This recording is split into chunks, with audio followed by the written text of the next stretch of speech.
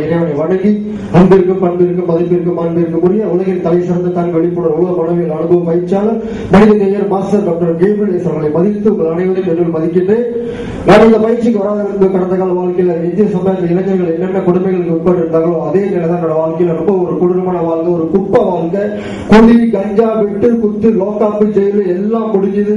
4 ஆண்டுகள் ஒருத்தர் என்னை காட்டி கொடுத்தனால சேர தண்ணியில் வாழக்கூடிய ஒரு சூழ்நிலை. வாழ்ந்த பிறகு வெளியே வந்துட்டு மீண்டும் இந்த சமுதாயத்தில் எப்படி ஒரு மனிதனா வாழ்ந்த ஒரு தாழ்வு மனப்பான்மையில கூடி குறுக்கி மீண்டும் என்னை காட்டி கொடுத்தவனை கொலை செய்யணும், வெட்டணும், ஒரு கையால் காலால் எடுத்துடும் சொல்லிட்டு ஒரு கொலை வெறியில ஒரு மோசமான மெட்டலிட்டில நான் வாழ்ந்து கொண்டிருந்தேன். இதே இந்த பயிற்சியாளர்களாக வரும் பொழுது பயிற்சியில கலந்து கொண்ட பிறகு நான் என்னை உணர்ந்தேன், சுயமாகவே என்னை நான் உணர்த்தப்பட்டேன். நான் இந்த பூமிக்கு வாழ வந்திருக்கேன், யாரையும் அழிக்க வரல.